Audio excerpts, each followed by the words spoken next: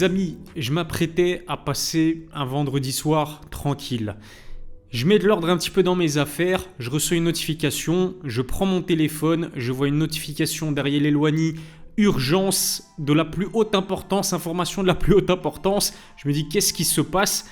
Je clique sur la vidéo d'Ariel Elwani et je me rends compte que c'est officiel, Francis Ngannou va affronter Anthony Joshua cette année. D'après le média MMA Junkie, ça va se passer le 9 mars en Arabie Saoudite. Ça, c'est absolument pas une surprise. Combat prévu évidemment en boxe anglaise sur 10 rounds. Francis Ngannou versus Anthony Joshua, c'est magnifique. Je me mets à la place du Camerounais, du prédateur. Vous vous souvenez, l'année passée, il a dû batailler avec l'UFC. Au final, il est devenu agent libre. Les personnes ont remis en question son choix de quitter l'UFC, qui encore aujourd'hui est de loin l'organisation numéro 1 du MMA.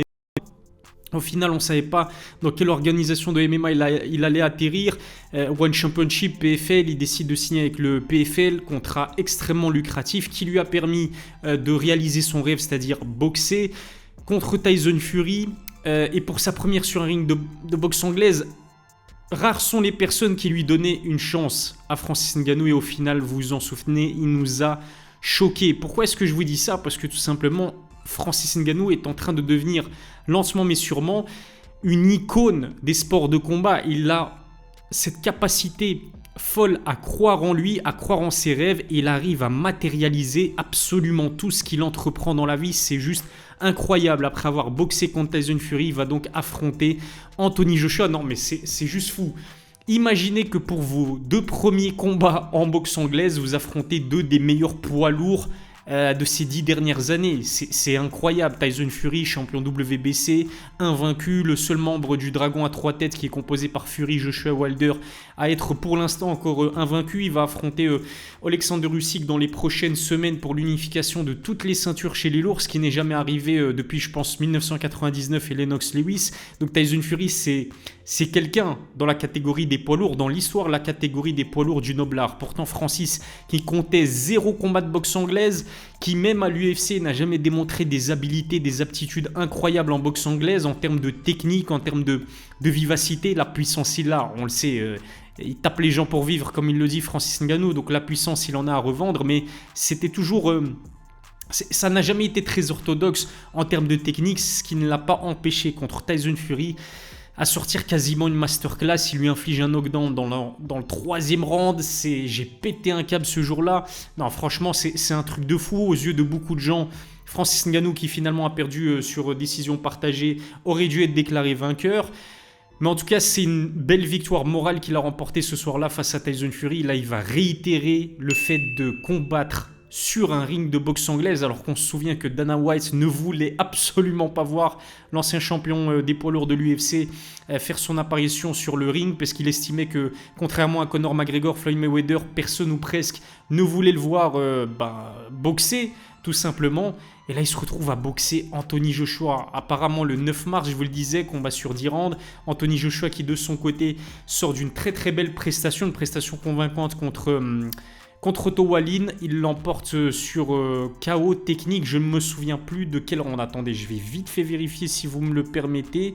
Dans le 5e round, il l'emporte face à Otto Wallin sur finish. Et c'est vrai qu'il a vraiment été très convaincant, AJ, ce soir-là. À la base, il était censé affronter ensuite Deontay Wilder au mois de mars, justement en Arabie Saoudite. Mais malheureusement pour le Bronze Bomber et pour les nombreuses personnes, moi y compris, qui voulaient absolument voir ce choc se faire, Deontay Wilder a perdu contre Joseph Parker, ce qui a rabattu les cartes. Je pensais personnellement qu'Anthony Joshua allait affronter quelqu'un comme Filip Hrgović par exemple, pourquoi pas pour une ceinture mondiale IBF, au cas où Fury Usyk, le vainqueur de ce combat-là, allait rendre ses ceintures vacantes pour négocier ensuite un rematch. Enfin bref, c'est compliqué la boxe, vous en doutez, mais je ne m'attendais absolument pas à voir Anthony Joshua affronter Francis Ngannou. Je vous disais, l'intérêt pour Francis, c'est évidemment réaliser son rêve, réitérer peut-être l'exploit qu'il a accompli contre Tyson Fury en tenant la dragée haute à l'un des meilleurs boxeurs poids lourds de l'histoire.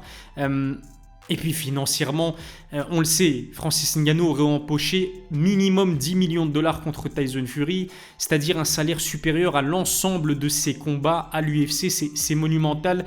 Récemment, il y a Eric Nicksick, son entraîneur, qui a avoué qu'il il avait fondu en larmes en fait. Il a craqué lorsqu'il a aperçu le montant que lui a versé Francis Ngannou pour la préparation du combat, puisque Mike Tyson était plus un entraîneur symbolique pour Francis. Eric Nicksick a fondu en larmes, s'est offert une voiture et a indiqué que Francis Ngannou, grâce à ce salaire pour ce combat de boxe anglaise contre Tyson Fury, il lui a changé sa vie. Mais là, je pense qu'il va craquer une nouvelle fois, je crois qu'il va fondre en larmes une nouvelle fois, parce que Francis Ngannou, en l'espace de moins d'un an, en fait, parce que le combat contre Tyson Fury s'est fait fin octobre, là, normalement, ce combat-là contre Anthony Joshua va se faire au mois de mars, mais en moins d'un an, il devrait peut-être empocher la bagatelle de minimum 20 millions de dollars. C'est extraordinaire. Je suis vraiment super content pour Francis Ngannou parce qu'il mérite. Vous connaissez son histoire à Francis. À la base, c'est quelqu'un qui vient de... J'ai pas envie de dire... C'est peut-être pas la misère au Cameroun, hein, le natif de Batié, mais en tout cas, il n'a pas eu une enfance facile. Il a travaillé en tant que mineur, justement, dans une mine de sable pour subvenir aux besoins de sa famille, en tout cas pour aider sa maman. Lorsqu'il était, lui, à peine enfant, c'était vraiment un jeune enfant. À l'époque, Francis Ngannou, il a essayé de tenter sa chance en Europe. Il a essayé de rallier l'Europe. Il est passé par pas mal de péripéties durant son parcours, notamment au Maroc, notamment en Espagne. Au final, il atterrit à Paris où il est SDF, migrant clandestin. Et aujourd'hui, il en est à affronter Anthony Joshua, qui dans la catégorie des poids lourds reste évidemment la superstar vraiment de la division. D'un point de vue sportif maintenant, comment est-ce que je vois Francis Ngannou versus Anthony Joshua se faire ? Moi j'aurais aimé voir Francis Ngannou affronter Deontay Wilder parce que là on aurait eu une affiche entre les deux plus gros punchers de l'histoire de leur sport respectif, c'est-à-dire le MMA pour Francis et la boxe anglaise pour Deontay Wilder. Mais évidemment que ce Francis Ngannou AJ, il a énormément de gueule parce que Francis nous a prouvé contre Tyson Fury qu'il savait boxer. Il a les fondamentaux, il a les bases, il a son jab, il a ses déplacements.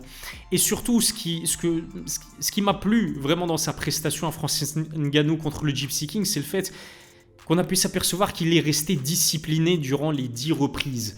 Il est resté calme, il est resté patient et ça j'ai apprécié. Et vous vous souvenez, Daniel Cormier en avait parlé après la victoire sur KO de Francis Ngannou contre Stipe Miocic.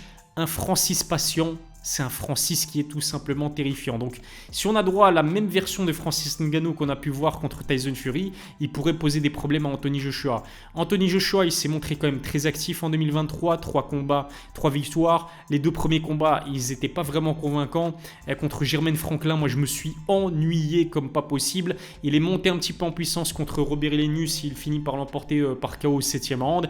Et contre Otto Wallin, encore une fois, là, il m'a vraiment impressionné. Il était beaucoup plus rapide qu'Otto Wallin. Il l'a puni en contre à chaque fois qu'il en avait l'occasion. Et puis, AJ, sa puissance, elle est quand même sous-cotée depuis quelques combats. En fait, depuis qu'il a perdu contre Andy Ruiz et qu'il enchaîne les contre-performances, même si ça reste un top poids lourd.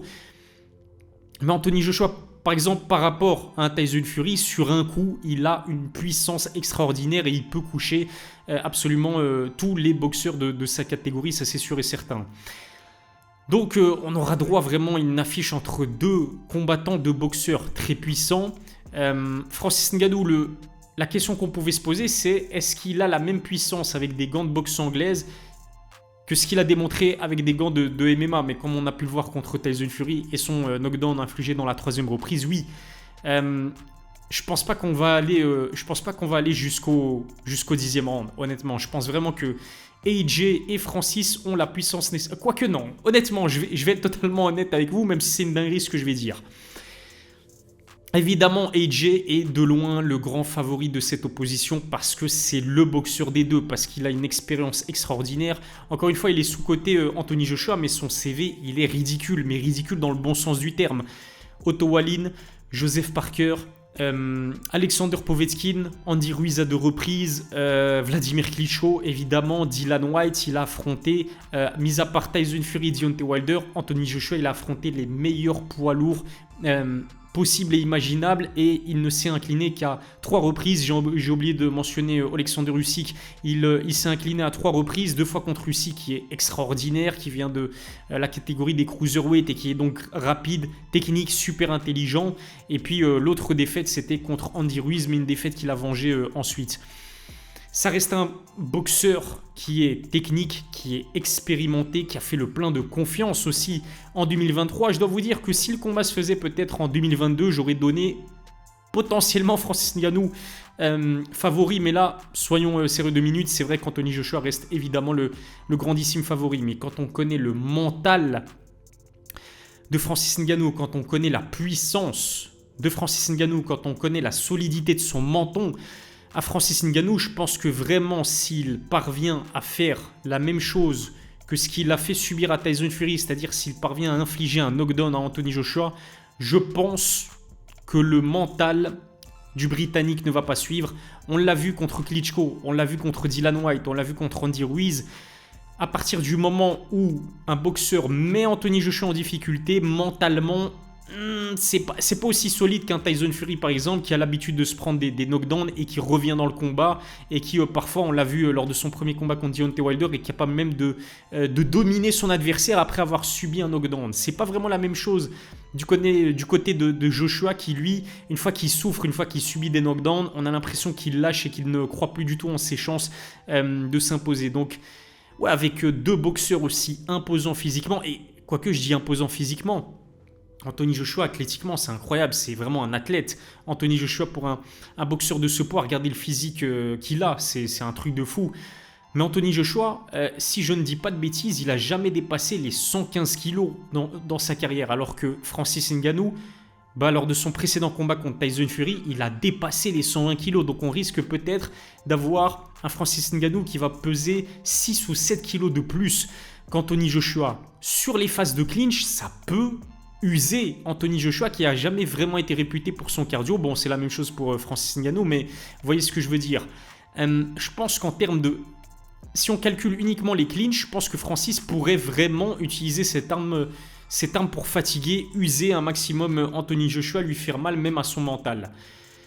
C'est un combat intéressant, en vérité. C'est un combat très intéressant, très ouvert. Alors, soit on aura un Anthony Joshua qui va prouver que la performance de Francis Ngannou, même si encore une fois il s'est incliné contre Tyson Fury, mais la précédente prestation impressionnante de Francis Ngannou face à Tyson Fury était peut-être due au fait que le Gypsy King, il a pris Francis de haut. Peut-être que c'était un coup de chance. En tout cas, je suis sûr que c'est ce que les gens diront si Anthony Joshua roule sur Francis Ngannou. Mais imaginez un instant que le Camerounais est capable de battre Anthony Joshua après avoir donné du fil à retordre à Tyson Fury, en sachant qu'à l'heure actuelle, il est classé 10e par la fédération WBC chez les poids lourds. Mais je pense vraiment que c'est le title shot qui lui tend les bras ensuite. En tout cas, j'ai vraiment hâte de voir ce combat. Rendez-vous le 9 mars en Arabie Saoudite pour assister à cette affiche plutôt inattendu, mais c'est une bonne surprise. Je pense que j'ai été complet. Désolé, c'était vraiment en totale improvisation. Je m'apprêtais à rentrer dans mon lit, pour être en totale honnêteté avec vous. J'ai été pris de court par cette annonce officialisée donc par Ariel Helwani. On aura certainement d'autres informations dans les prochains jours. Je pense que fin de ce mois-ci, il y aura une conférence de presse organisée à Londres. En tout cas, voilà ce que je pouvais dire concernant Francis Ngannou versus Anthony Joshua. Dites-moi ce que vous en pensez dans les commentaires, donnez-moi vos pronostics et dites-moi qui est-ce que vous soutenez pour cette très très belle affiche dans la catégorie des poids lourds. Si ça n'est pas encore fait, abonnez-vous à ma chaîne, activez la cloche pour recevoir les notifications, lâchez un pouce bleu, ça fait toujours plaisir. Je vous remercie de m'avoir suivi, je vous donne rendez-vous très vite pour une nouvelle vidéo. D'ici là, prenez soin de vous.